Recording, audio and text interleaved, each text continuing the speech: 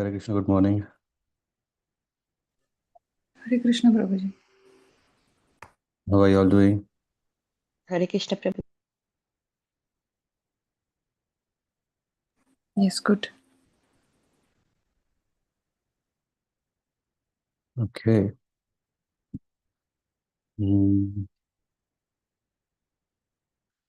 Let me share the screen, and I see someone, Neeraj, who has joined. Maybe if I share the screen, can you read verse from 1 to 28?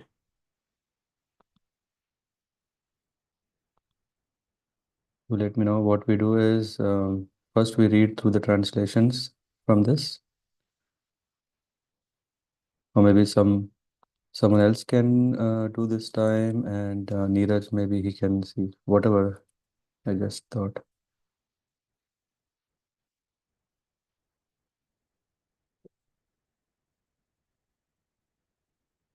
Okay. May I read, Prabhuji? Hare Krishna. Yeah, I see Pramod Prabhu joined. So maybe we'll see if you can read, Pramod Prabhu. Yes, Prabhuji, I can read it. And next week, maybe Suryatesh Prabhu, we can cover second half. Okay, Prabhuji. Thank you. Prabhuji, okay, maybe my screen has problem. Okay, I read it. The Haṁsa-guhya prayers offered to the Lord. Sorry, let's start with them. Om Namo Bhagavate Vasudevaya. Om Namo Bhagavate Vasudevaya. Om Namo Bhagavate Vasudevaya. The Haṁsa-guhya prayers offered to the Lord by Prajapati Daksha. Text 1 and 2, translation. The blessed king said to Sukadev Goswami, "My dear Lord, the demigods, demons, human beings, nagas, beasts, and birds were created during the reign of Swayambhuva Manu. You have spoken about this creation briefly in the third canto. Now I wish to know about it elaborately. I also wish to know about the potency of the Supreme Personality of Godhead by which he brought about the secondary creation." Text 3. Suta Goswami said, Pramod Prabhu, Yes. You can skip mentioning the text number. Okay. You can just read as a prose. Yeah. Okay. O great sages assembled at Naimisharanya. After the great yogi Sukadev Goswami heard King Parikshit's inquiry, he praised it and thus replied. Sukadev Goswami said, when the 10 sons of Prachinabhari emerged from the water in which they were performing austerities, they saw that the entire surface of the world was covered by trees. Because of having undergone long austerities in waters, the Prachitas were very angry at the trees. Roji, can you please scroll up? Desiring to burn them to ashes, they generated wind and fire from their mouths. My dear King Parikshit, when Soma, the king of the trees and the predominating deity of the moon, saw the fire and the wind burning all the trees to ashes, he felt greatly sympathy because he is the maintainer of all herbs and trees. To appease the anger of the Prachitas, Soma spoke as follows. O greatly fortunate ones, you should not kill these poor trees by burning them to ashes. Your duty is to wish the citizens, prajas, all prosperity and to act as their protectors. The Supreme Personality of Godhead, Sri Hari, is the master of all living entities, including all the Prajapatis, such as Lord Brahma. Because he is the all-pervading and indestructible master, he has created all these trees and vegetables as eatables for other living entities. By nature's arrangement, fruits and flowers are considered the food of insects and birds. Grass and other legless living entities are meant to be the food of four-legged animals like cows and buffaloes. Animals that cannot use their front legs as hands are meant to be the food of animals like tigers, which have claws, and the four-legged animals like the deer and goats, as well as food grains, are meant to be the food of human beings. O pure-hearted ones, your father, Prachinabhari, and the Supreme Personality of Godhead have ordered you to generate population. Therefore, how can you burn to ashes these trees and herbs, which are needed for the maintenance of your subjects and descendants? Project 11 and the path of goodness traversed by your fathers, father, grandfather, and great-grandfathers is that of maintaining the subjects prajas, including the man, animals, and the trees. That is the path you should follow. Unnecessarily, uh, anger is contrary to your duty. Therefore, I request you to control your anger. As the father and mother are the friends and maintainer of their children, as the eyelid is the protector of eye, as a husband is the maintainer and protector of a woman, as a householder is the maintainer and protector of beggars, and as a learned is the friend of the ignorant, so the king is the protector and giver of life to all his subjects. The trees also subjects of the king, therefore they should be given protection.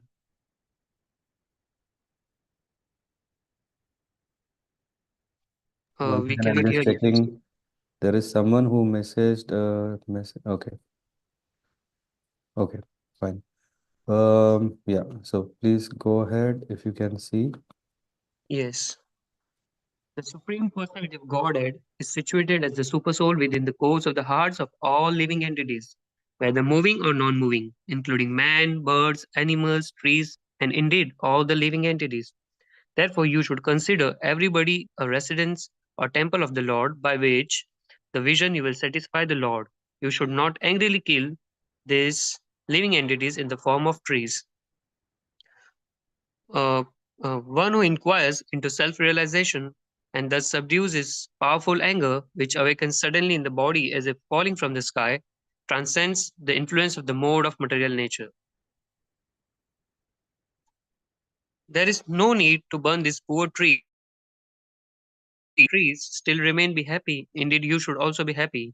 Now, here is a beautiful, well qualified girl named Marisa, who was raised by the trees as the daughter. You may accept this beautiful girl as your wife.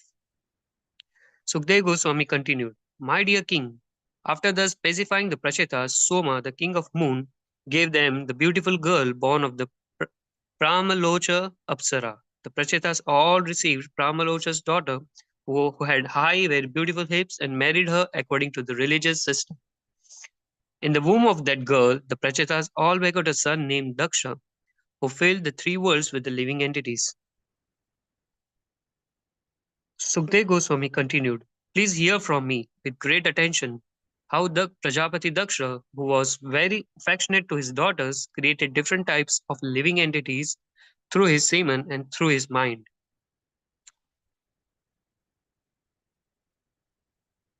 With his mind, Prajapati Daksha first created all kind of demigods, demons, human beings, birds, beasts, aquatics, and so on.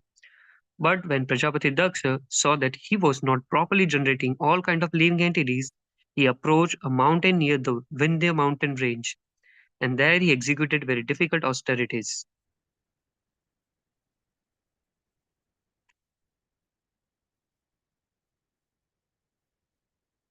Near the mountain was a very holy place named Agamarsana. Agamarsana. There Prajapati Daksha executed ritualistic ceremonies and satisfied the Supreme Personality of Godhead, Hari, by engaging in great austerities to please him. My dear king, I shall fully explain to you the Haṁsa-guhya Supreme Personality Godhead by Daksha, and I shall explain how the Lord was pleased with him for those prayers. Prajapati Daksha said, The Supreme Personality of God is transcendental to the illusory energy, and the physical categories it produces. He possesses the potency for unfailing knowledge and the supreme willpower, and he is the control of all the living entities and the illusory energy. The conditioned soul who have accepted this material manifestation as everything cannot see him, for he is above the evidence of experimental knowledge. Self evident and self sufficient is not caused by any superior cause. Let me offer my respectful obeisances unto him. As the sense objects, form, taste, touch, smell, and sound, cannot understand how the senses perceive them, so the conditioned soul, although residing in his body along with the supersoul, cannot understand how the supreme spiritual person, the master of the material creation, directs his senses. Let me offer my respectful obeisances unto that supreme person who is the supreme controller. Because they are only matter, the body, the life airs, the external, the internal senses, the five gross elements, and the subtle sense objects, form, taste, smell, sound, and touch, cannot know their own nature, the nature of the other senses, or the nature of the controller. But the living being, because of his spiritual nature, can know his body, the life airs, the senses, the elements, and the sense objects. And he can also know the three qualities that form the roots. Nevertheless, although the living being is completely aware of them, he is unable to see the Supreme Being, who is omniscient and unlimited. I therefore offer my respectful obeisances unto him. When one's consciousness is completely purified of the contamination of material existence, gross and subtle, without being agitated as in the waking and dreaming states, and when the mind is not dissolved as in Shushupati, deep sleep, one comes to the platform of trance. Then one's material vision and the memories of the mind, which manifest names and forms, are vanquished. Only in such a trance is the Supreme Personality of Godhead revealed. Thus, let us offer our respectful obeisances unto the Supreme Personality of Godhead, who is seen in that uncontaminated transcendental state. Just as the great learned Brahmanas, who are expert in performing ritualistic ceremonies and sacrifices can extract the fire dormant within the wooden fuel by chanting the 15 Samidheni mantras, thus proving the efficacy of the Vedic mantras. So those who are actually advanced in consciousness, in other words, those who are Krishna conscious, can find the supersoul by his own spiritual potency, is situated within the heart. The heart is covered by the three modes of material nature and the nine material elements, material nature, and the total material energy, the ego, the mind, and the five objects of sense gratification, also by the five material elements and the 10 senses. These 27 elements constitute the external energy of the Lord. Great yogis meditate upon the Lord, who is situated as the Supersoul, Paramatma, within the core of the heart. May that Supersoul be pleased with me. The Supersoul is realized when one is eager for the liberation from the unlimited varieties of material life. One actually attains such liberation when he is engaged in the transcendental loving service of the Lord and realizes the Lord because of his attitude of service. The Lord may be addressed by various spiritual names, which are inconceivable to the material senses. When will that Supreme Personality of Godhead be pleased with me? Thank you very much, Pramod Prabhu. Yes. Hope you enjoyed reading. Yes. What is that you liked more? Guruji, here there is one compassion about I guess the Soma was destroying, the Prachetas were destroying all the trees with the mouth of fire, and then I guess the Soma requests them please not to burn them because they are the food for the like herbs and everything which Yeah. is described for all living entities. Yeah. And also he says that food is not just man-made. Sometimes we may think, no, vitamin A, vitamin D, whatever we want, we can create with chemicals and all. Food is something that's not created even by Brahma. Here in the prayers, we can see that these are created by the Lord of the Lords. So that's very nice point. Hmm. Yep, very nice. Shall we begin with what Prabhupada is offering in purpose?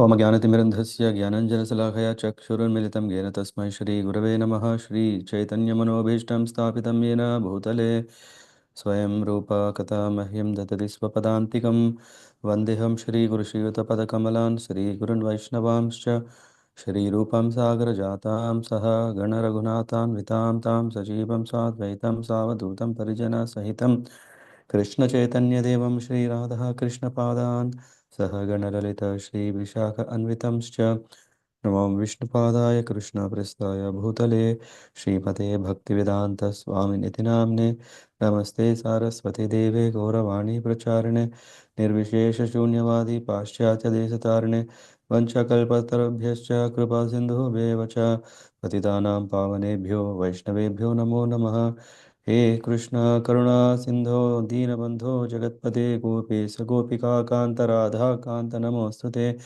तप्ता काञ्चन गौराङ्गी Radhe Vrindavaneshwari वृषभानुसुते देवी प्रणमामि हरिप्रिये जय श्री कृष्ण चैतन्य प्रभु नित्यानंद श्री अद्वैत गदाधर श्रीवासादि गौर भक्ता वृंदा हरे कृष्ण कृष्ण कृष्ण हरे हरे हरे राम राम राम हरे हरे नारायण नमस्कृत्य नरं चैव नरोत्तमं देवीं सरस्वतीं व्यासं ततो जयमुदीरयेत् नष्टप्रायेषु भद्रेषु नित्यं भागवत सेवया भगवत्युत्तमश्लोके भक्तिर्भवति नैष्टिकी कृष्णाय वासुदेवाय देवकीनन्दनाय च नन्दगोपकुमाराय गोविन्दाय नमो नमः हरिः ओं श्रीगुरुभ्यो नमः So to give a small context before we go into the purports. The context here is that we are in the sixth canto. Uh, in the sixth canto, why? Because we have covered the previous cantos, among which there is fourth canto where there is Rudra Gita. Lord Shiva has given his compassionate darshan to Prachetas. These 10 Prachetas who are sons of Prachina Barhi, they um, were instructed by his father, Prachina Parishad, to marry. Yeah. And so Prachetas, they left home, they went to the forest so that they can perform tapasya, austerity, and qualify themselves for entering into Grihastha ashram. When they came and they came, they were blessed by Lord Shiva, who sung the Rudra Gita, and after that he blessed them all auspiciousness, and then he left. So then Prachina Parishad's sons, who are 10 Prachetas, they entered the water, and this is what happened from there on. Yeah. So, and here we also come across another link to what happened to Daksha. Yeah, we know Daksha Yajna, we already went through that past time, covered that, and what happened after that is also covered here. With all that, we see Sri Raja Uvacha Devasurananam Sargo Naganam Mriga Pakshinam Samashika Tvaya Prokto Yastu Swayambhuve Antare Tasyaiva Vyasav Ichchami Jnatum Te Bhagavan Yatha Anusargam Yaya Sakhya Sasarja Bhagavan Paraha. He's saying, the blessed king said to Shukadeva Goswami, who is the blessed king? Parikshit Maharaj. My dear Lord, the demigods, demons, human beings, nagas, beasts, and birds were created during the reign of Swayambhuva Manu. So it was created that time. You have spoken about this creation briefly. This is covered in the third canto. Now I wish to know about it elaborately. I also wish to know about the potency of the Lord by which he brought about the secondary creation. So Parikshit Maharaj is further asking why?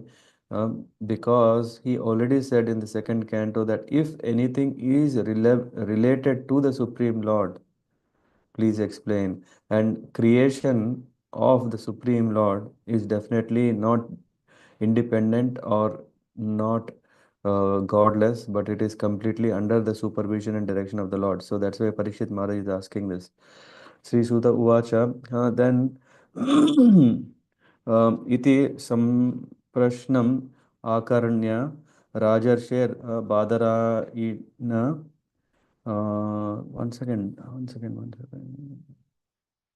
Yes, correct. I didn't miss it. Iti samprashnam akarna rajarsher badarayanihi pratinandya mahayogi jagada muni sattama. He's saying, O great sage, after the great yogi Shukadeva Goswami heard King Parikshit Maharaj's question, he praised it and replied. So this is nice. Shri Sukha Uvacha Yada Prachetasa Putra दश प्राचीनबर्हिषः अन्तः समुद्राद् उन्मग्ना ददृशं गां द्रुमैर्वृताम्. He's saying, when the 10 sons of Prachinabarhi, they emerged from waters in which they were performing austerities, they saw the entire surface of the world was covered by trees. You may say, what is the big problem? If there are more trees, it's all good. I think in one of the purports, Prabhupada also mentions that. When King Prachinabarhi was performing animal sacrifices, if you remember in the fourth canto that we covered, then you could also recollect that Narad Muni comes out of compassion for this king who was so much absorbed, who was very, very absorbed in doing animal sacrifices according to the karma kanda so that he can be clean, he can be in a position that um, whatever sins he has committed as a king, he wants to make sure that he is doing all the prashchitta, etc. But that will not enable one to go to the spiritual world. Why? Because the propensity to commit sin is still there. And who can remove that? Only a spiritual master through his instructions can pull him out. And that is what we saw in the case of Prachina Barhi. What happened to him was that uh, Narad Muni came and then he started telling a allegorical story of King Puranjana and Puranjani, and that whole part through which King Prachina Parhi he understood, this is not so important to lead a perfect life, human material life, but it's the purpose is to attain spiritual abode or transcendental conscious self-realization, and so that's what he did. So here, when Prachina Parishad was performing Vedic rituals in which the killing of animals was recommended, Narad Muni, out of compassion, advised him to stop. Prachina Bari understood Narada properly and then left the kingdom to perform austerities in the forest. And his 10 sons, yeah, Prachinabhar, he didn't even wait for his 10 sons to come back to take over the kingdom and then leave, because Narad Muni understands that mind is very fickle. After giving all this nice, wonderful, allegorical story of Puranjana and making Prachinabhari aware that he is in danger, that he is not using his time properly and his death can come anytime, he should leave immediately. He told another story. But finally, that's why Prachinabari he left, and his 10 sons were performing austerities in water, and therefore there was no king to see the management of the world. So this is the point. What happened was, when it's mentioned, they saw that the entire surface of world was covered by trees. This was mainly because of no proper management which was taking care for the well-being of everything. What does that mean is, when the government neglects agriculture, agriculture is very important. And what happened here, which is necessary for production of food, the land becomes covered with unnecessary trees. It is not that we can say any tree is fine, but of course, many trees are useful because they produce fruits and flowers, but many other trees are unnecessary. They could be used as fuel and land cleared and used for agriculture. So, when the government is negligent, mm, less grain is produced. This is what happens. And that's why in Bhagavad Gita, Krishna is saying in the 18th chapter, Krishi Goraksha Vanijyam Vaishya Karma Swabhavaja. So he's saying Vaishyas should engage in Krishi, Goraksha, Vanijyam. So economic, what do you call, mercantile activities, and then agriculture. Hmm. So these are the things. The duty of government and the Kshatriyas is to see that the members of third class, who are Vaishyas, who are neither Brahmanas nor Kshatriyas, are thus properly engaged. Kshatriyas are meant to protect human beings, whereas Vaishyas are meant to protect useful animals, especially cows. Hmm. And then Drumebhya Krudyamanas tapodipita manyavaha mukhato vayum agnicha sasrajastad didakshaya. This is saying, now when they were so much disturbed, what they did is they sprayed fire from their mouth and wind from their mouth Huh? Because of having undergone long austerity in water, the Prachitas were very angry at the trees. Desiring to burn them to ashes, they generated wind and fire from their mouths. In this regard, Prabhupada mentions very important point. Here the word tapodipita manyava means tapodipa. One is, mm, if one performs tapasya, it doesn't mean that it is some artificial means or it is just some superficial feats. Rather, tapodipitam means austerity definitely brings result.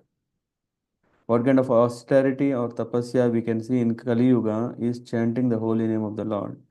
We may not appreciate, we may not, just like when we see a yogi, if he is just sitting and absorbed himself, one who has no understanding of the science of Ashtanga Yoga, he may think, what is he doing? He's sitting idling and doesn't know what to do. No, but the yogi is internalizing himself so that he can meditate on the Paramatma, and he definitely is a higher, mm, attaining a higher platform.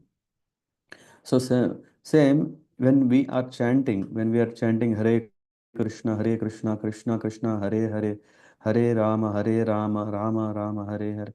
This is just 16-letter word or mantra. We may think what is so great about it, or it's just words. Yeah, there is Hare, there is Krishna, there is Rama, and but what is so much special? I can also take any name. I can also chant. There is no difference between just like Swami Vivekananda says, there is no difference between an eggplant and a tulsi plant. Huh? So sometimes we may see these names are just normal names. What can they do? But the Lord says that He and His names are non-different. That means the name of the Lord are fully potent, and that's why when we chant, though we are not able to experience the potency of it, mm, when we just start our journey of chanting, but gradually we understand that everything is resting in the holy name. So this means that if we want to experience a higher, what is that? Tapo Deepita, Manyavaha. Manya means people. So are endowed with great mystic power as evinced by Prachetas who created fire and wind from their mouth. Uh, in this connection, Prabhupada says, although devotees undergo severe tapasya, devotees, however, they are vimanyavaha, means they are sadhava, very, very soft. Uh, Not manyava. Manyava means one who is, or rather, we see what is vimanyava means not disturbed by that, which means that they are never angry. They are always decorated with good qualities. Titikshas karunika suhrada sarva dehinam ajata shatrava shanta sadhava sadhu bhushanam. Hmm. So these in this there is this sadhu is a devotee is never angry. Actually, the real feature of devotee who undergo tapasya austerity is forgiveness. Although a Vaishnava has sufficient power in tapasya, he does not become angry when put into difficulty. This is second important point. When we are coming across by our good fortune devotees who have been practicing Krishna consciousness for years, we may see them as normal. They have two hands, two legs, they have same bodily features, but their spiritual strength out of chanting is immense. Uh, Although a Vaishnava has sufficient power in tapasya, he does not become angry when put into difficulty. If one undergoes tapasya but does not become a Vaishnava, however, one does not develop good qualities.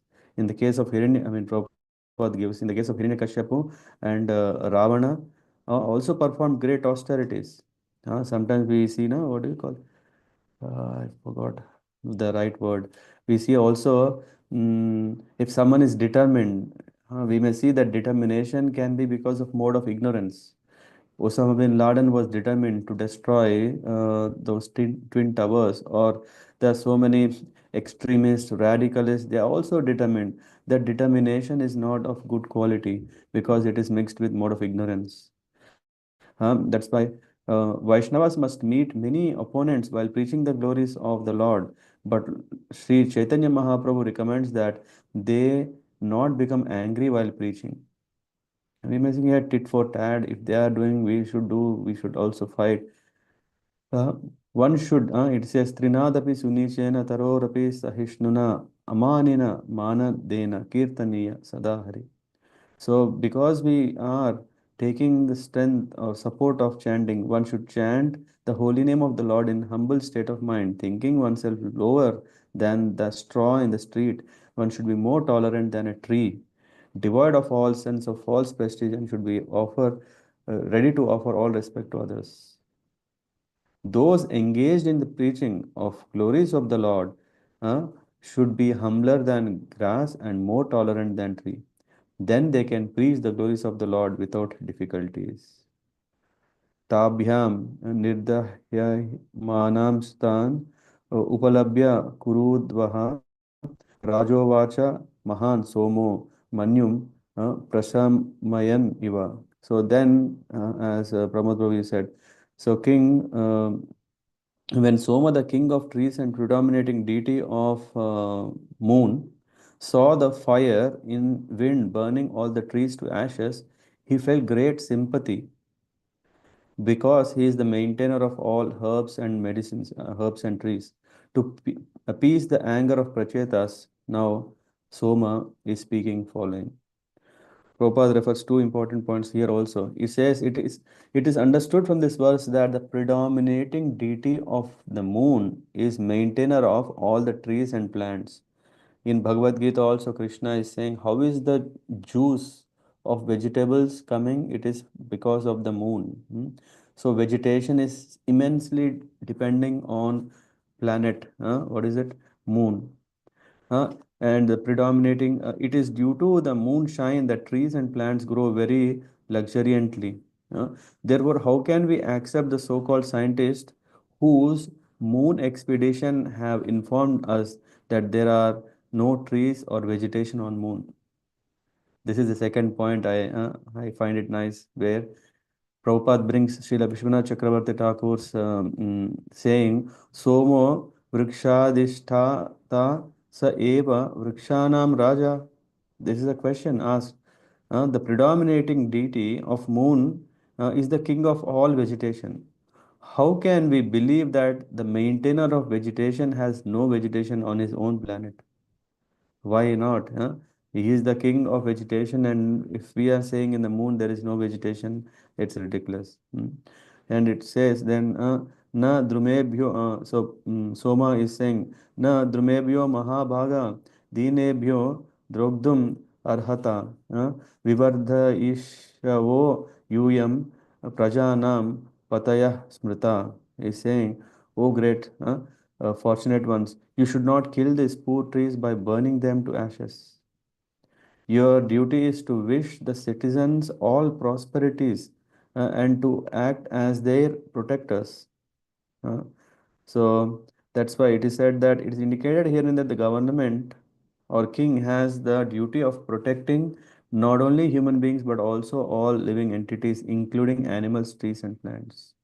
No living entity should be killed unnecessarily. अहो प्रजापति पतिर भगवान हरिर अव्ययः वनस्पतीन औषधिश्च ससर्जोर्जम isham vibhu is saying because he is all pervading and indestructible master, he has created all these trees and vegetables as eatables for other living entities. This is very important point to note. The Supreme Lord Sri Hari is the master of all living entities, including all the Prajapatis such as Brahma. Because he is all pervading and indestructible master, he has created all these trees and vegetables as eatables for other living entities. So that way, Soma, the predominating deity, is reminding Prachetas that this vegetation has been created by the Lord of Lords to provide food for everyone. If the Prachetas try to kill them off, their own subjects would also suffer, for trees are also required for food. So in the Annam Charanam Achara Hi Apadah Pada Charinam Ahasta Hasta Yuktanam Dvipadam Cha Chatuspada. Is saying that this is natural, by natural arrangement, fruits and flowers are considered the food of insects and birds. Grass and other legless living entities are meant to be food of four-legged animals like cows and buffaloes. Animals that cannot use their front legs as hands are meant to be the food of animals like tigers, which have claws, and four-legged animals like deers and goats, as well as food grains, are meant to be the food of human beings. So, what is the food for human beings is mentioned here in the last part. What is it saying? Dvipadam cha chatuspadam cha is the food for humans. What does that mean?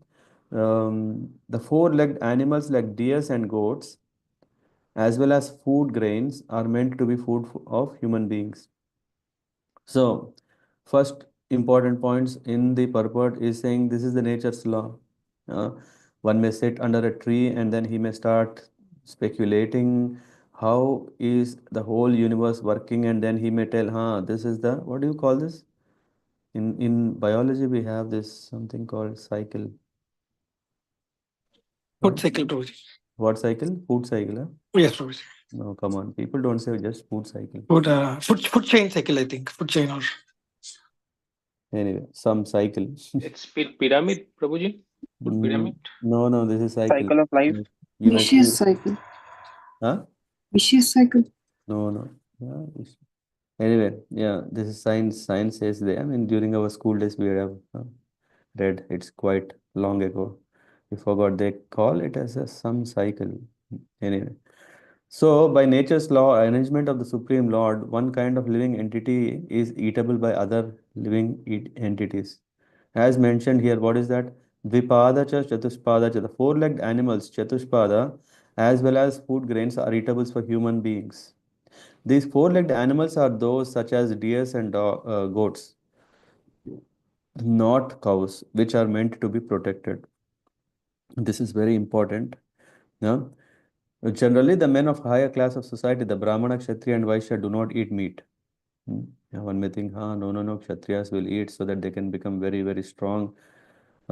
No, in generally the men of higher class of society, the Brahmana, Kshatriya, Vaishyas, they understand what is the impact, what does it do for the mind consciousness if one eats meat. Sometimes Kshatriyas go to the forest to kill animals like deers because they have to learn the art of killing, and sometimes they eat the animal also. Shudras too eat animals such as goats. But in all these four classes, one important thing is cows, however, are never meant to be killed or eaten by human beings. In every Shastra, cow killing is vehemently condemned. Indeed, one who kills a cow must suffer for as many years as there are hairs on the body of a cow. Manu Samhita says, Pravrittir Esha Bhutanam Nivrittistu Mahaphala. We have many tendencies in this material world, but in human life, one is meant to learn how to curb these tendencies. One may say, no, I like this meat. I mean, of course, people go into a great, just like a political, what do you call this? Chit chat, right? When people come together, they may discuss about politics or movies. When it comes to meat, they also start describing, you know what, this part of the body of the animal is excellent. Have you tried it? Yeah, just like how gourmet vegetarians have so many options, then they say, have you tried this? Have you tried? Non-vegetarians, yeah, what they can say? They can't just say only animals, right? They go into descriptions, details of experiencing different tastes. So, but these are all tendencies. And Manu Samhita is saying, Pravritti Esha Bhutanam Nivrittis tu Maha Phala. When one is meant to learn how to curb those. Those who desire to eat meat may satisfy the demands of their tongues by eating lower animals, but they should never kill cows, who are actually accepted as the mothers of human society because they supply milk. So the Shastras especially recommend Krishi Goraksha, or the Vaishya section of humanity, should arrange for food of entire society through agriculture. Because that agriculture is not maintained, that people say, no, no, no, we don't have food in the deserts, we don't have food in the mountains, so let's kill animals, whatever they are, and then live. No, it is the duty of the agricultural community, Vaishyas, that they produce sufficient vegetation so that everything can be maintained. And that should be supported by the Kshatriyas so that whatever water supply that is needed, whatever um, facilities that are required in this, that is provided. So that's how, this is something I found useful. यूयं च पित्रान् वादिष्टा देवदेवेन चानुग्रह प्रजा सर्गाय हि कथं वृक्षान् निर्दग्धुम् arhata. He's saying, oh, what is happening? What are you doing? Oh, pure-hearted ones. Your father, Prachina Barhi, the Supreme Lord, has ordered you to generate population. That's why they said, get married, he said. But what are you, therefore, how can you burn to ashes these trees and herbs which are needed for maintenance of your subjects and descendants? It's very difficult to um, to bring a plant to life or even maintain its life. So, and destruction is quite easy, but it takes a lot of effort. That's why agriculture is called vyavasaya. It cannot be that we put a seed in the soil and immediately, boom, then it sprouts next day. No, it takes quite effort of care and then it comes up. And when there is so much vegetation that was there, he is asking, Soma is asking, how can you destroy this?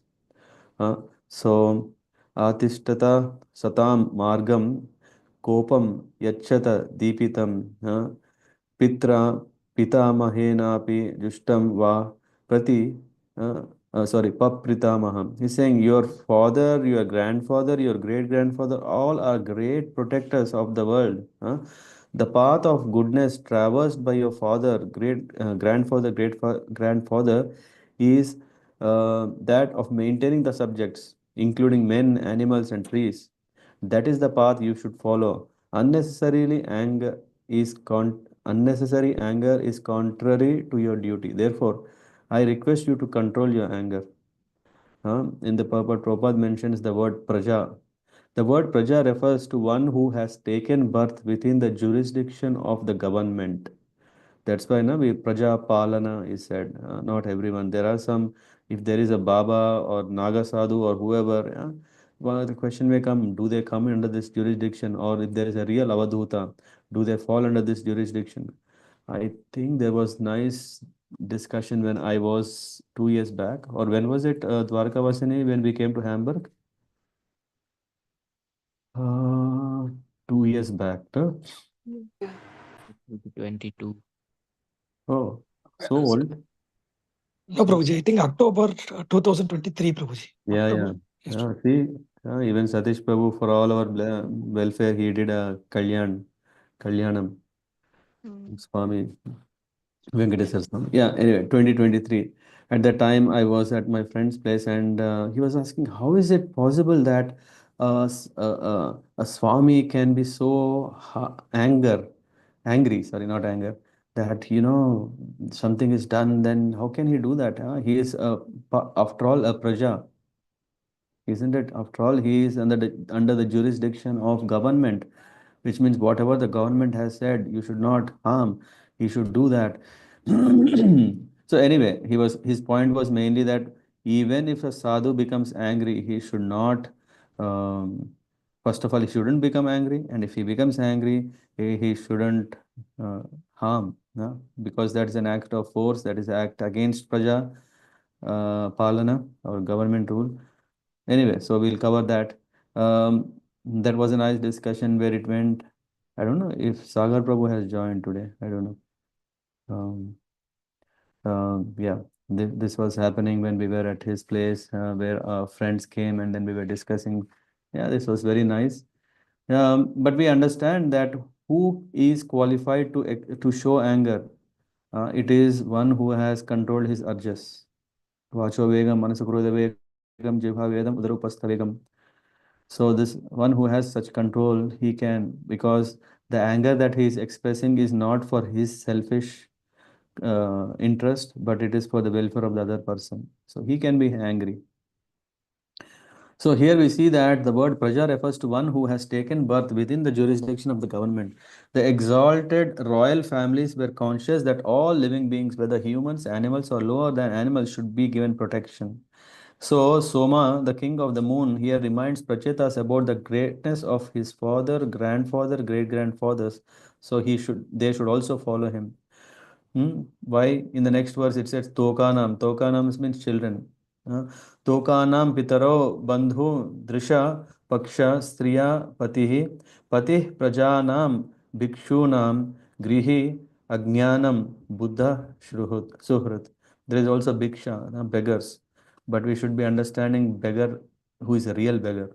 Now we know, we will see who is the real beggar. As the father and mother are the friends and maintainers of their children, as the eyelid is the protector of eye, as the husband is maintainer and protector of woman, as the householder is maintainer and protector of beggars, and as the learned is friend of ignorant, so the king is the protector and giver of life to all his subjects. The trees are also subjects of the king. Therefore, you should give up. They should be given protection. So, what is there in the purport is saying, the king is also responsible for overseeing other protectors mentioned in this verse.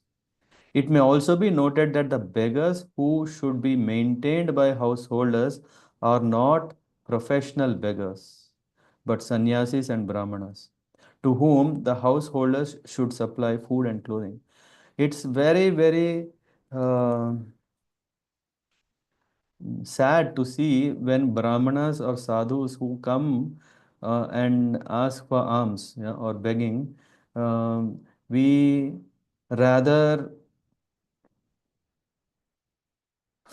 find it disgusting, and we say hey, and we may even first of all we may not want to give something to them, but on top of that we may also start chastising, hey, you seem to have brahmana because you have, what do you call this, tilak, you have this sadhu dress, and when you have all these things, your hands and legs are fit, why can't you just go and work?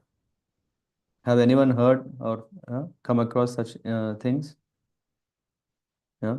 If someone is coming and then he's coming and asking for some rice, or he's asking for some money, who is a Brahmin, this I think at least in South India we may have seen this. At least I have seen. No one Yes, else? yes, Prabhuji. Yes, Guruji. In Mumbai also it happens. In Yeah, it Bombay happens also. everywhere, Prabhuji. Yeah. Sometimes, of course, it can become, as here it's mentioned, professional beggars. We are not talking about professional beggars. And our challenge is also we don't know who is professional beggar or who is real sadhu there. That's why we may just put everyone in one bucket, and we just treat them alike. But here it says that, uh, uh, Yajan, Yajan, Patan, Patan, Brahmanas, it's a Yajan, Yajan, they go for alms.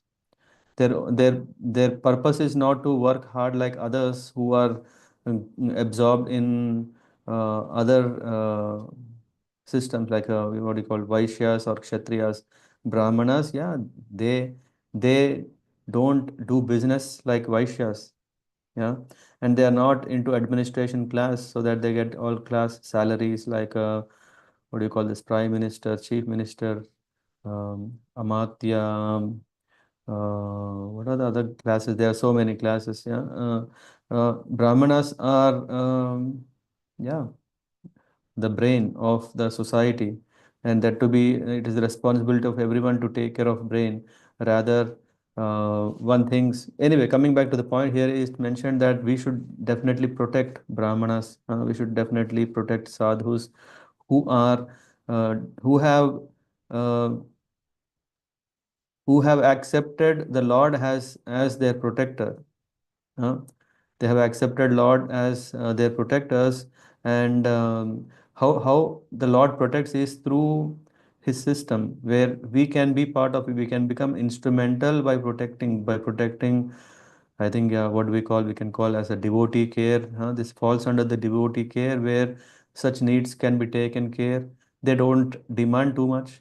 Yeah, they don't ask us, can you give a gram of gold or uh, they don't ask a piece of land in the most important place. Even if they are asking, they are building ashram, and even if they are building ashram, I'm just telling on a positive note. Yeah, I don't know how many examples you may have come where exploitation and things happen. But yeah, one should, what do you call this called? Have anyone seen this statue of equality? Is that right? Yeah, Ramanujacharya. Yeah, is a statue of equality? Yes. Yeah. So one and the government has subsidized, if I'm not wrong, the land, the place, and everything, and the foundation. So many things the government supports, and this is what is right.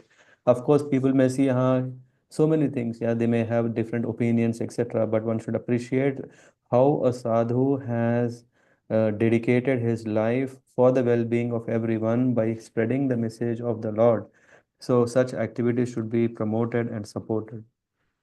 And this is the duty of Kshatriyas. This is the duty. Here it says, who it may also be the should be maintained by householders. We may think, government is anyway giving all support. Now, why we should give? Already he is very rich. That's why he has made such a big things. He has such a ashram. He is running. Doesn't he get a lot of donations when he has so much donation?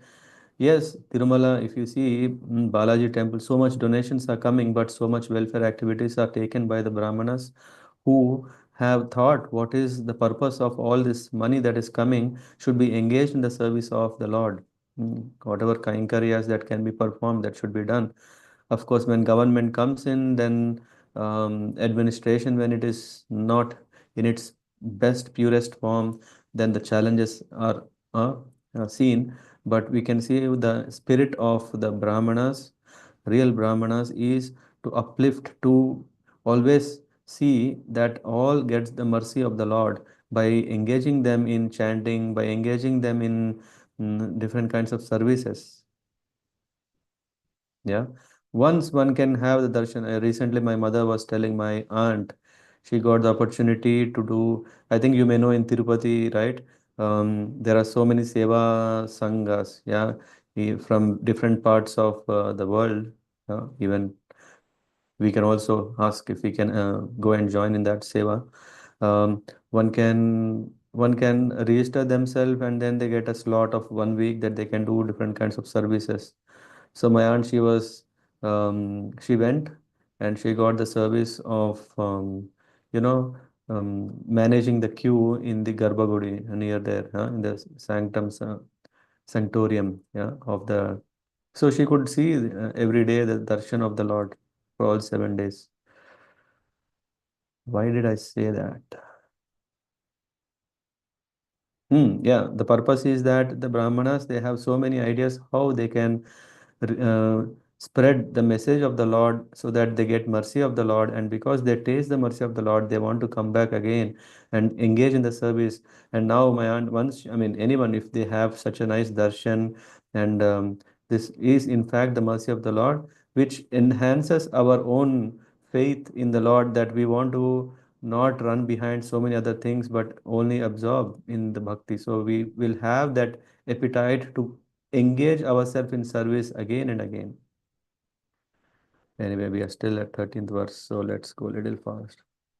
अंतर्देहेषु भूतानाम् आत्मास्ते हरिर ईश्वरः सर्वं तद दिष्ण्यम् ईक्षद्वम् एवं वस तोषितो hi असौ. So the Supreme Lord is situated as a super soul within the core of hearts of all living entities, whether moving or non-moving. We may think, there was a, who was that? There was a Pope. If you have seen Prabhupada interview with a French pontiff, I think, yeah, he was saying animals have no sorry, plants have no life, no soul. Here we see within the core of heart of all living entities, whether moving or non-moving, including man, birds, animals, trees, and indeed all living entities, Lord, is there a super soul. Therefore, you should consider every body a residence or temple of the Lord. By such vision, you will satisfy the Lord. You should not angrily kill these living entities in the form of trees. So, yeah, samutpatitam deha akashan manyum ulbanam atma jigyasaya yachet sagunan ativartate. One who inquires into self-realization, this is what they wanted, right? The Prachetas, they were blessed by Rudra Gita. Lord Brahma, Lord Shiva has told how important it is, the path, and how to be careful. So Soma is reminding one who inquires into self-realization and thus subdues his powerful anger, which awakens suddenly in the body as if falling from the sky. Such a person transcends the influence of the modes of nature. So here what happens, Prabhupada writes in the purport, sometimes people will ask me, can we have a session on anger management? If we want to know, here he says, when one becomes angry, he forgets himself and his situation. But if one is able to consider his situation by knowledge, one transcends the influence of modes of nature. Huh? One is always a servant of lusty desires, anger, greed, illusion, envy, and so forth, which means by default we are servants of this. Very important, by default. But if one obtains sufficient strength in spiritual advancement, one can control them. It's not that it's completely gone, yeah, but at least when these things are there, we have control on them rather they get control on us. One who obtains such control will always be transcendentally situated, untouched by the modes of nature. Bhakti yogena sevate sagunan samatityan brahma bhuyaya kalpate. So mam cha yoga vicharena. So he say one who engages in devotional service, they can be protected. So one must perform devotional service because otherwise one becomes victimized by the modes of material. So if we are not doing bhakti at this moment, that means we are doing something which is influenced by the energy of the Lord, which is Mahamaya. And because of that, what is happening? We are victimized by the modes of material nature.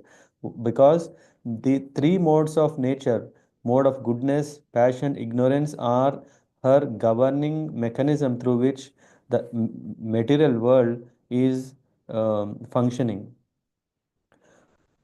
अलम दग्धैर द्रुमैर दीनैः किलानां शिव अस्तु वः वार्क्ष्री य हि एष वरा कन्या पत्नीत्वे प्रतिगृह्यताम्. Now he is saying, okay, there is no need to burn these poor trees, and let whatever trees still remain be happy. Indeed, you should also be happy. Now here is a beautiful qualified girl named Marishi, Marisha, who is the daughter of Pramlocha Apsara, and I am giving you as your wife, and marry her religious according to religious system. This means a woman marrying more husbands is approved according to religious system in those times. Huh? And tebhyas tasyam sama bhavad daksha prachetasa kila yasya praja visargena loka apurita traya.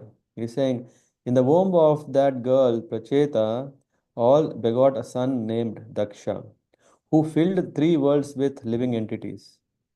I don't know in case if you have already gone through or not in the purports, here gives us the connection. It is said how that Manu in when during the Daksha Yagya, we see that Daksha was he has ill-treated Lord Shiva, and not only that, he has his wife Sati was felt ashamed, insulted, and there's a whole thing that happened. In that context, Veerabhadra, the Lord comes, one of his energy as Veerabhadra, and he just chops the neck of Daksha. And of course, after everyone pleased, then his head is replaced with a goat's head. I don't know if you have seen any photo of Daksha. There will be a goat head to the body. And purport Prabhupada is saying Daksha was first born during the reign of Swayambhuva Manu. But because of offending Lord Shiva, he was punished by having the head of a goat substituted for his own head. Thus insulted, he had to give up that body. And in the sixth Manvantara, which is Chakshusha Manu Manvantara, he was born of the womb of Marisha as Daksha. In this connection, Srila Vishwanath Chakravarti Thakur quotes the verse Chakshushe tva antare prapte prak sarge kala vidrute yah sasarja praja ishta sadaksha daiva chodita. He says, um, his previous body has been destroyed, but he, the same Daksha, inspired by the supreme will. Sa Daksho Daiva Chodita. Daiva Chodita means by the supreme will, the same Daksha who head was chopped in the first Manvantara has appeared in the sixth Manvantara. Thus, Daksha regained his previous opulence and again begot thousands and millions of children to fill the three worlds. Yata sasarja bhutani daksho dahit vatsalah retasa manasa chaiva tan mamavahita shrunu. He's saying, then what happened? Um, um, Please hear from me with great attention how Prajapati Daksha, who was very affectionate to his daughters, created different types of living entities through his semen and through his mind. Here, Prabhupada in purport says, the word Dhrita Vatsala indicates that all the prajas were born from Daksha's daughters. That means, Srila Vishwanath Chakravarti Thakur says that apparently Daksha had no son. Okay, again, there is also a further detail. To get a son, again, please don't take me wrong. Why is there such a difference? But to beget a son, because putra means one who relieves his father and forefathers from sin. To get such a person, putra, is not easy. One has to perform so much piety so that he can get. And that is why in Mahabharata it is said, I mean, I don't know if it is said in Mahabharata, but in the Mahabharata we can see Dhritarashtra who was born, who had 100 sons. It was not so easy to get. In his previous life, long ago, he was a hunter who was poking the eye of pigeons as a hunter. Because he was doing that, his eyes, yeah, when he was born, he was born blind. But it took so much time that he could actually take birth and then he could have so many sons because the piety to get a son, even a single son, is a lot to be done. I don't know why I brought. So here we see that Daksha had no son. Why? It could be because of that he has insulted Lord Shiva. मनसवै वा सृज पूर्वं प्रजापतिरिमः प्रजाः देवासुर मनुष्यादीन् नभ स्थल jalokshaya. He's saying, Kasa, with his mind, Prajapati Daksha first created all kinds of demigods, demons, human beings, birds, beasts, aquatics, and so on. Tam abrahitam alokya prajasarga prajapati vindhya padan upavrajya so charad dashkaram tapaha. And after doing all that creation, now how much time we have? Yeah, we have little time. But when Prajapati Daksha saw that he was not properly generating all kinds of living entities, he approached a mountain near the Vindhya mountain range, and there he executed very difficult austerity. This again, I think yesterday we were discussing the importance of austerity. Is it right? Tapa, yeah, Lord Brahma, he has pleased the Lord. Why? Because when he was born from the lotus flower of Lord Vishnu, at the time when he came, he was not able to relate himself where he is, what is he. It was complete darkness. And at that time, he heard this tapa twice, and then he engaged in tapasya. And the Lord says, I am so much pleased because tapasya, and I am not different. So then Brahma could have the darshan of Vaikuntha. Yesterday, we came across this in second Canto, chapter 9. So tapasya is so much important. In that context also we said tapasya is not just sitting and just breathing, doing pranayama, doing pratyahara, then dharana, then did I say the right order? Yeah, yana, sorry, yama, niyama, asana, uh, pranayama, pratyahara, dharana. There is something missing before samadhi. Uh, Ashtanga, did I cover 8? No, there is something one missing. Pratyahara. After giving up. Dharana, dhyana, samadhi. Dhyana, right. Dhyana. Dhyana and dharana and dhyana. Dhyana, the difference between dharana and dhyana is that you are situated in that position of absorbed in remembering the Lord, but you are prone to kind of disturbances where you may not continue that for a long time. But dhyana is one is situated in it. And then one who is so long situated, who forgets himself, then he attains the samadhi stage. Yeah, thanks, God, Prabhu. So near that mountain was a very beautiful, very holy place named Agha Marshana. There, Prajapati Daksha executed ritualistic ceremonies and satisfied the Supreme Lord. So we are talking about austerity. We are talking about sacrifices here. The Yuga Dharma for us is Sankirtana Yagya. And and by this we come to the important part which we are talking is after pleasing the Lord, what happened is the Lord, their Prajapati executed ritualistic ceremony and satisfied the Lord by engaging in great austerities to please him. Astaushid Dhamsa Guhyena. Okay, it is Ashtaushid Haṁsa-guhyena Bhagavantam Adokshajam Tubhyam Tad Abhidasyami Kasyatusyad Yatha Harihi. My dear King, I shall fully explain to you the Haṁsa-guhya prayers which were offered to the Supreme Personality of Godhead Daksha by Daksha, and I shall explain how the Lord was pleased with him for those prayers. Purport, and very important for us also to know, it's so nice word, na? Haṁsa-guhya prayer. It is said, it is to be understood that Haṁsa-guhya prayers were not composed by Daksha, but were existing in the Vedic literature. And be ready. Sri Prajapatir Uvacha Namah Parayavitanu Bhutaye Gunatraya Bhasa Nimitta Bandhave Adhrishta Damne Gunatattva Buddhibir Nivrittamanaya Dadeswavam Swayam Bhave. He says, the Supreme Personality of Godhead is transcendental to the illusory energy and physical categories it produces. So the Lord is aloof. Yeah.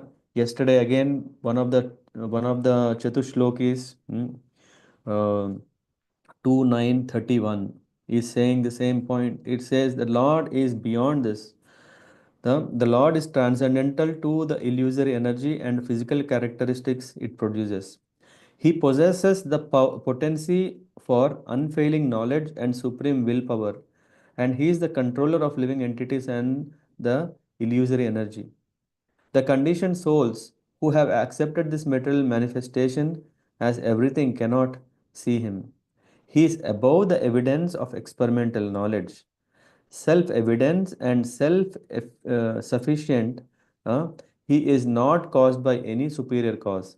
Let me offer my respectful obeisances unto him. This is very, very nice to understand the greatness, the great position of the Lord. He says that is the transcendental position of the Lord is explained herein. He is not perceivable by conditioned souls. Uh, Even if a materialistic person could count all the atoms in the universe, he would still be unable to understand the Supreme Personality of Godhead, as confirmed in Brahma Samhita. Pantastu koti satavatsara sampragamyo vayorathapi manaso muni pungavana soapi asti yat prapada simni avichintya tatve govindam adipurusham tamaham bhajami. It says, the conditioned soul may try to understand the Lord, for many billions of years through their mental speculative process, traveling at the speed of mind or the wind, but still the absolute truth will remain inconceivable to them because a materialistic person cannot measure the length and breadth of the Supreme Lord's unlimited existence. So, if the absolute truth is beyond measurement, one may ask, how can one realize? The answer is given here is uh, by the word Swayambhuve.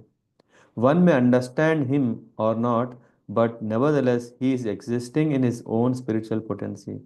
Atheists may say there is no God, hmm, because he is not able to see him, he is not able to know him, but doesn't mean that the Lord doesn't exist. The Lord exists whether we can understand or not.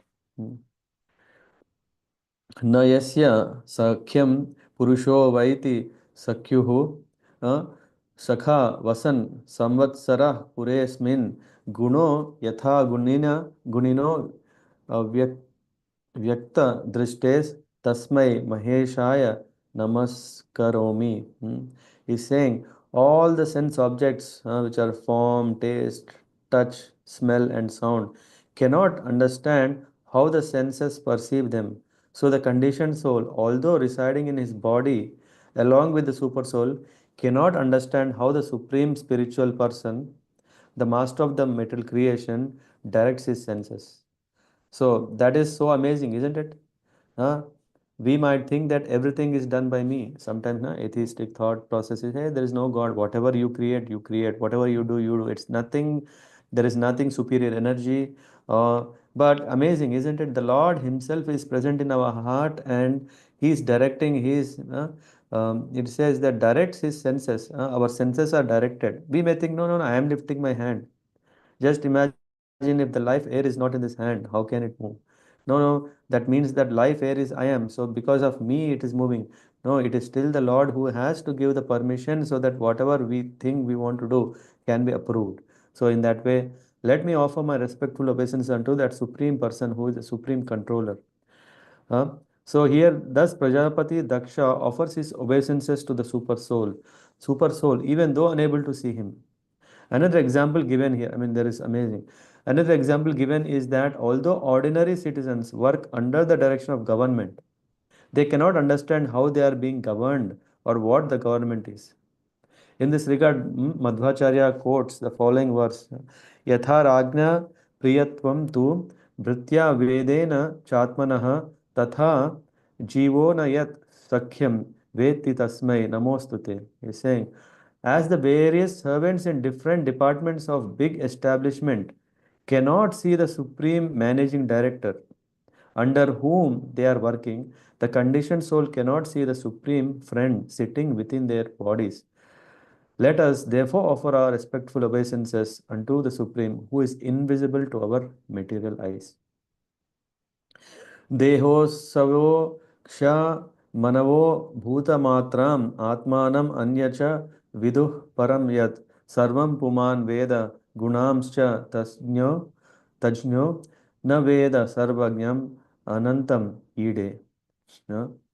So, because they are only matter, the body, the life airs, the external and internal senses, the five gross elements and subtle senses cannot know their own nature.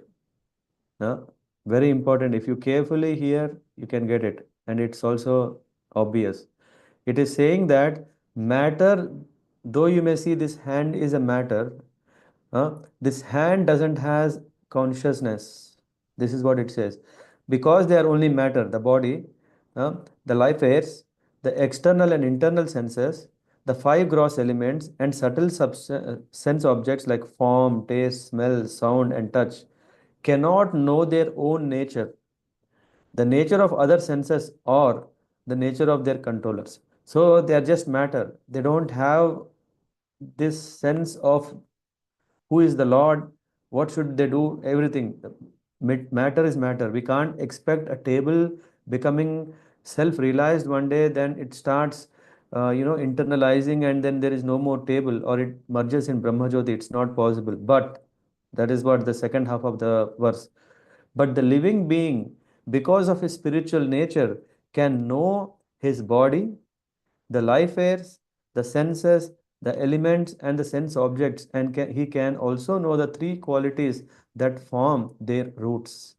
Nevertheless, although the living being is completely aware of them, he is unable to see the Supreme Being, who is omniscient and unlimited. I therefore offer my respectful obeisances unto him. Unto him, Ide, I offer my respectful obeisances. This is our situation. Yeah, though at our quality our quality is same as the Lord, but quantity is not as that of Lord. So we can't appreciate His great creation. Huh? Material scientists can make an analytical study of physical elements, the body, the senses, the sense objects, and even the air that controls the vital force, but still they cannot understand that above all this, there is real spirit soul. So that is our limitation. Then we come. यदोपरानो यदोपरामो मनसो नाम रूप रूपस्य दृष्ट स्मृति संप्रमोषात् य ईयते केवलया स्व संस्थया हंसाय तस्मै सुचि सद्मने नमः. Here we see Hamsa. What is actually, why is this prayers called Haṁsa-guhya prayers? We know Guhya is very confidential. Hamsa, what is Hamsa means? Hamsaya, unto the supreme pure. That's why you say Paramahamsa. Yeah? Paramahamsa means who is very, very pure. Anyway, translation goes like this. When one's consciousness is completely purified of the contamination of material existence, without being agitated as in the working and dreaming states, and when mind is not dissolved as in Sushupti, Nidra, one comes to the platform of trance. So that realization, what we usually want, is not so easy. Then one's material vision and memory of the mind, which manifest names and forms, are vanquished. But if we attain that realization position, then we will not identify ourselves with this material body. We will not identify the surroundings where we belong to as ours. All these senses of manifest of names and forms are vanquished. Only in such a trance is the Supreme Personality of Godhead revealed. Thus, let us offer our respectful obeisances unto the Supreme Personality of Godhead, who is seen in that uncontaminated transcendental state. In in the purport, Prabhupada gives two kinds of stages. One is Sunyeya. Sunyeya means very easily understood, generally by mental speculation. Yeah, to understand the sun rises every day, is it difficult? Yeah, because every day you have been seeing from your birth, the sun is rising. So, yeah, you can also say that. And other is called Duryayam. Yeah? It's not so understood only with difficulty. Paramatma realization and Brahman realization are considered Sunyena. Uh, Very easy, Sunayasa, you may have heard. Sunena, Ayam, but realization of the Supreme Personality of Godhead is Durnyayam. Means it is not so easy to really understand the Lord in his full form. As described here, one attains the ultimate realization of the Lord when one gives up the activities of mind which are thinking, sleeping, dreaming, thinking, feeling, willing. Or, in other words, when mental speculation stops, then only we can understand the Lord. When we bring mental speculation, then what is happening is we are thinking. Of course, come on, without thinking, how can we do? We should think in line to appreciate the scriptures, not to doubt the scriptures. We may not understand it, but what we can say is this is how it is, and that is my capacity not to understand it logically, analytically, but we should accept it. This transcendental realization is above Sushupti, deep sleep. In our gross conditional stage, we perceive things through material experience, remembrance, and in the subtle stage, we perceive the world in dreams. The process of vision also involves remembrance and also exists in a subtle form. Above gross experience and dreams is Shushupti, deep sleep. When one comes to the complete spiritual platform, transcending deep sleep, he attains trance, Vishuddha Sattva or Vasudeva Sattva, in which the Lord is revealed. Ata Sri Krishna Namadi, this is very important. Now, how to get there? This is also is mentioned by Prabhupada. Atha Shri Krishna Namadi na bhaved grihyat indriyai. As long as one is situated in duality on the sensual platforms, gross or subtle, realization of the original Lord is impossible. It is impossible when we use our mental skills. We want to use, yeah. After all, we are given this mind. We should have discrimination. We should have all these great qualities of mind. But with that, we cannot realize the Lord. But what is the way? Sevon mukehi jihvado swayam eva sprati ada. It is said that one cannot demand Lord's darshan, but one can show his genuine sincerity in his desire to see the Lord.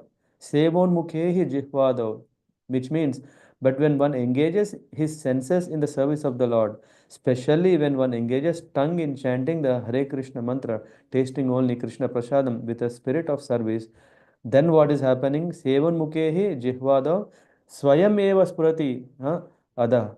Swayam eva. The Lord Himself will come and reveal. The Lord reveals Himself. This is indicated in this verse by word Suchi Sadmane. Suchi means purified. Sadmane. By the spirit of rendering service is very important.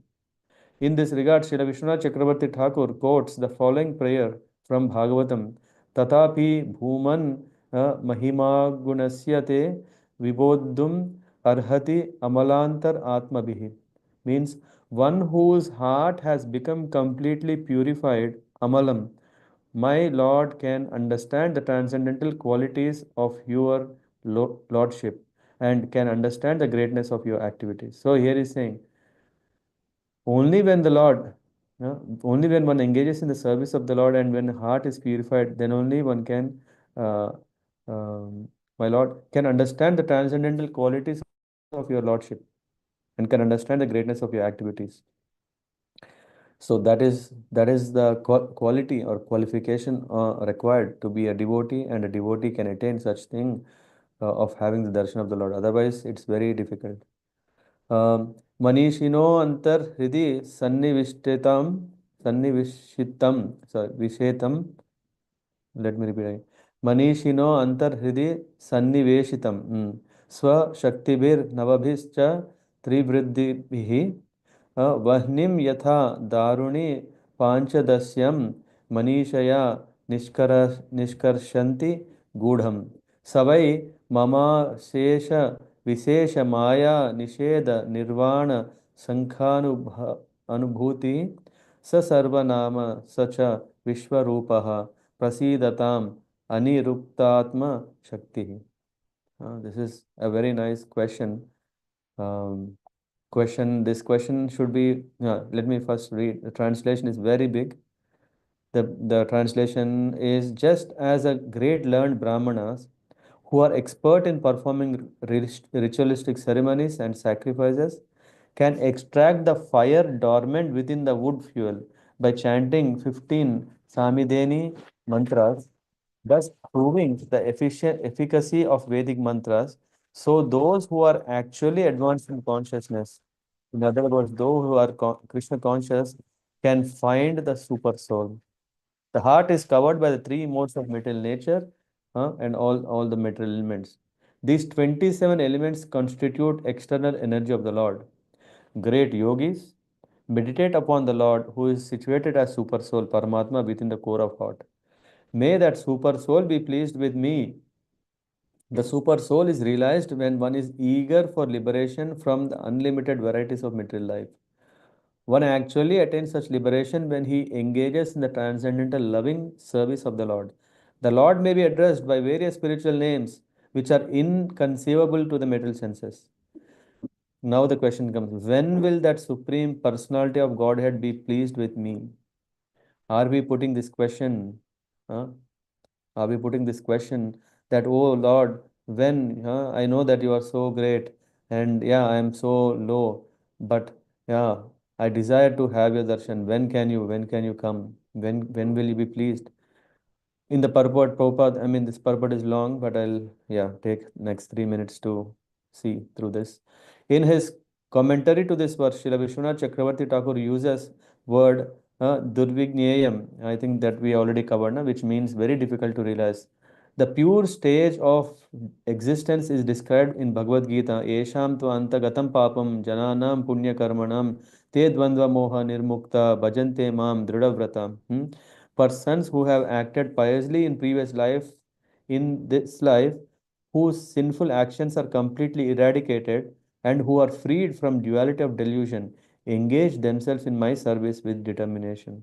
And another place, Satatam Kirtayanto Mam Yatantascha Drudavrata Namasyantascha Mam Bhaktya Nitya Yukta Upasate. This is, I think, one where it is said, always chant glories of me, engage in my endeavoring with great determination, and bowing down before me. These great souls perpetually worship me with devotion. And in elsewhere, it is also said, Manushyanam sahasresu kaschit yadati siddhaye yadatam api siddhanam kaschin mam veti tatpataha. So out of thousand among men, only one can come to this level of platform. So it's very, very difficult. To understand Krishna, one must undergo severe penances and austerities. But since the path of devotional service is perfect, with the following process, by following this process, one can very easily come to the spiritual platform. Bhakta mam abhijanati yavan yasyasmin tattvataha tato mam tattvato gnatva Vishate tad anantaram. One can understand the Lord as He is only by devotional service. This is the conclusion in the 18th chapter, last chapter, 55th verse.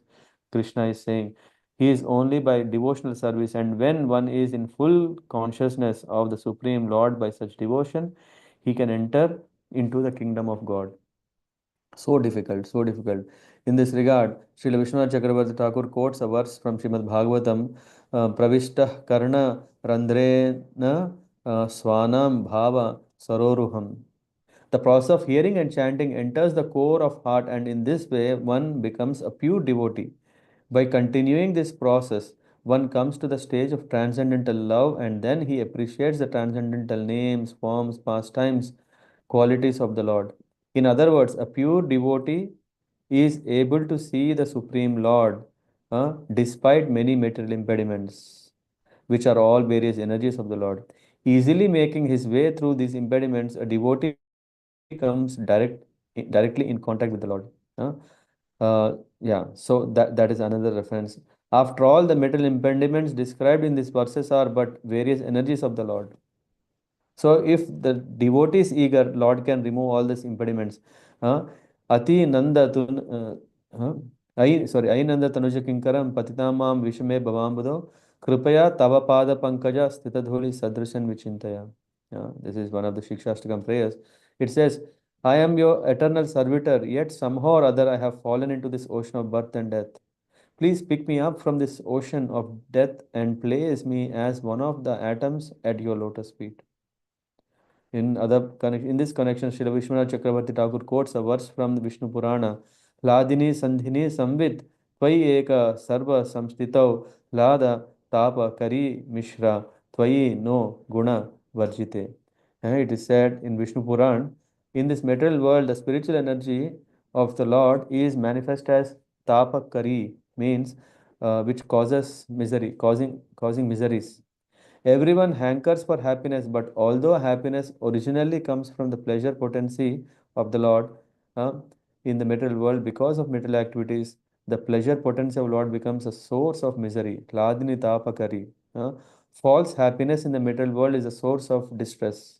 But when one's endeavors for happiness are redirected towards the satisfaction of the Lord, this tapakari element of misery is vanquished.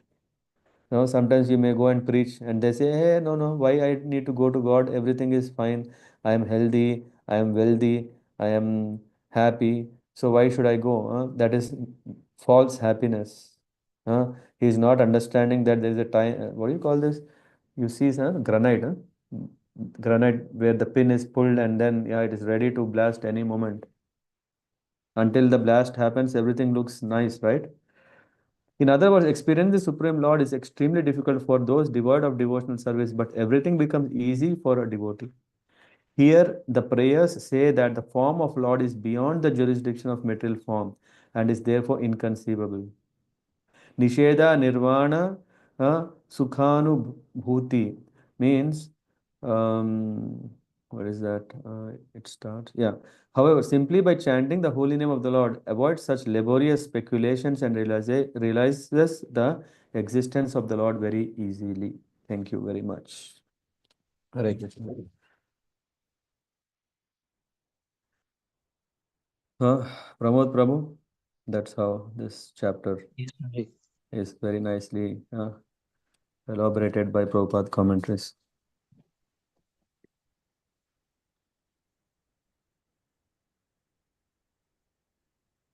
Any thoughts, comments? How was this Haṁsa-guhya praise? We didn't finish yet. The second part, I thought I can't cover that in this one session, so I kept it for next week. Prabhuji, one thing to ask, Mhm. like, what is the cause of the anger? Although they were performing austerities underwater, Mhm. when they came out, they saw the trees all over. But how does the anger arise? Yeah. Being a Kshatriya, the anger can arise when things are not as per how they should be. What happened, I think, in one of the purport, Prabhupada is mentioning that it was not that problem of the trees, they were unnecessary trees. Yeah? So, which means that for a person who wants to maintain, obviously, whatever is unmaintained is a disturbance. And of course, your question was, in spite of that, yeah, after doing such a great austerity tapasya, shouldn't he be calm? Yeah, devotion is of multi levels, right? So we can see how did Ambarish Maharaj react when Durvas Muni was on the other side disturbed. Yeah, so anger is anyway there, just in back of our mind. But when it is coming out, how are we reacting? Are we immediately taking strength of scriptures which says, hey, after all these things are not working, so these are not meant for that. So, but otherwise we can also see Prabhupada was also expressing anger, and there are so many other saintly people. They are very humble. In that humility, they have anger also. So anger has its position. That's why the quality is there. But when, what, how, all these things are depending on how much are we in, um, what do you call this? How much are we cleansed out from these modes of nature? Yeah. Yes, I mean, I don't know if I answered your question, but yeah, that comes to. yes, Prabhuji. The doubt, as you said, that there were unnecessary population of trees which Yeah. has came up, and to maintain them. Yeah. Yeah. But I mean, when I came across that, I was thinking, hey, I have a small, yeah. Have you seen, especially from now, from February till I think July or something, this is a time where the growth again comes. Now you see the spring. Actually, officially, the spring started yesterday, I think, if I'm not wrong, here in Germany, which means the trees comes. But trees, if they come, they are nice. They give all fruits and flowers and everything. But have you seen the weeds coming in between the stones, or in unnecessary places? And it's so much effort to pull them out. If you see on a street where we walk, right, there is all this small. They don't raise too much, but they raise very quickly. And one of the techniques that in Germany people do is they have a special hot fire gun. I don't know if you have seen that. They just fire them up so that, but the root is still there. Huh. So anger can only give a quick fix, but not real solution. Yeah. Yes. Anyway, something came to my mind. Mm. Yes, that's why we should have, what is that? Jnana Deepa. Yeah, here we have seen Tapo Deepa Manyavaha. So tapasya is not everything. Tapasya is definitely having its part, but jnana is also important to know when to release anger. Hmm? That's why devotees are Vimanyava, yeah? Sadhava, compassionate. Okay. Any other question? Thanks, Pramod Prabhu. Hare Krishna Prabhuji. Yes. Gaur Bhagwan Prabhu. The Daksha, he created living beings, but you said without he did not have any son. Then how he created these demigods, Yeah, human? because he created from mind. That is also mentioned in the purport, no? He has created through his semen and mind. Yeah. So only woman or No. Whatever we were mentioning now, what happened before. So his creation, which was of living entities, yeah, demons and all, it is created through mind, force of mind. Hmm? And then he begot daughters. I think there is a list of all the daughters and Daksha, yeah. There is a list of 13 daughters. all the daughters and how he has given all the daughters to all the rishis, Sapta rishis. There is a whole description. I think it will come, Prabhuji. Huh? It will come later in the so Prabhuji, next. human beings are not from these daughters and these rishis, or they are from minds of Daksha. Who? So human beings are not from these daughters who were married with the rishis, but from the mind of Daksha. There are some who have been created from mind. Now I don't know who were created from mind and who were created. There we see that Daksha being a progenitor, he was expanding population from semen and mind. So I only see that detail. I don't know who were not or who were, yeah, from there. Yeah. And Prabhuji, are those daughters, those rishis are called these, what they say, the Gotra comes from those rishis, or? Yeah. Yeah. As I said, so when we go through the next chapter where where did I read? I think it comes in the next chapter or the next chapter, which will tell how he has distributed his 60 daughters among all the Saptarishis and in that, yeah. So that's how the Gotras also come from them. His descendants will have that Gotra. Yeah, Okay, Prabhuji. it comes next. So verse number 18 is telling about that. In that there says that please hear from me with great attention how Prajapati Daksha, who was very affectionate to his daughters, created different types of living entities through his semen and through his mind. Yeah, that's what I see. Prabhuji. Thank you, Prabhuji. Yeah, thanks. Okay. Hare Krishna Prabhuji, I have a quick thing to ask you. Prabhuji, with my very negligible understanding, I find this verse 9 is something contradicting, where it's mentioned Dvipadam cha Chatuspadam, and if Prabhupada didn't mention the last line in his translation, then it it means that these four-legged animal are like deer and goats are meant for the food for human being. But Yeah. Prabhupada mentioned as well as food grains. So if he didn't mention that, then it's something contradicting, right?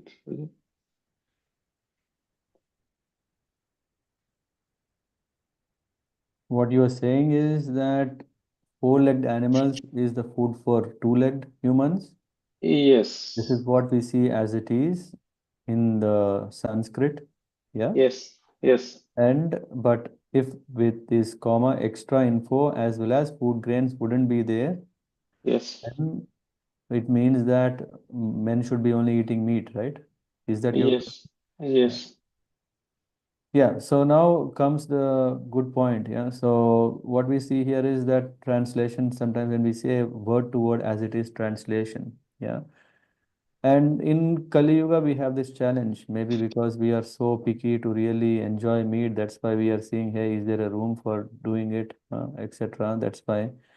to protect us from thinking that, as you just thought, that Mm. can be living only on meat eating.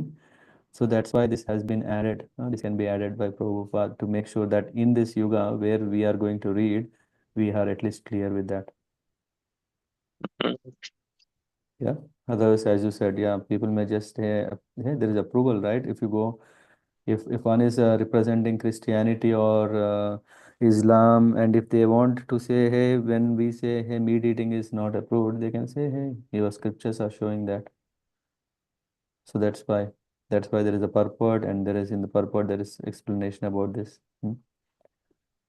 So one may say that okay, all these grains are then it said food grains are we can see food for insects is what? Fruits and flowers. Yes. This is for insects and birds. And but do you know that insect can also eat meat? If there is an animal dead, don't you see an ant going and eating the dead body? I mean, the flesh from the dead body. So Yes, Raja. I was always thinking, hey, ant is such a sattvic animal, yeah, but we can see what is it doing. It can also eat meat. Huh? But anyway, the point here is that this is a natural arrangement which is given with general level. Maybe when we refer to some other like some Smriti, right? Samhita or that, maybe we can get more details to it. What is approved, what is not. And because Prabhupada knows those, so he can bring that from other reference and add that here. Yes, Prabhuji. Understood. Thank you. Yeah, this is what I'm thinking. I didn't quote from somewhere that this is what indeed Prabhupada has done, but that is my understanding. Yes, Prabhuji. Yeah, sometimes I am spinning some speculation. Sorry for that. Yes. Hare Krishna, Prabhuji. Yes. Prabhuji, I also have one small doubt or some confusion.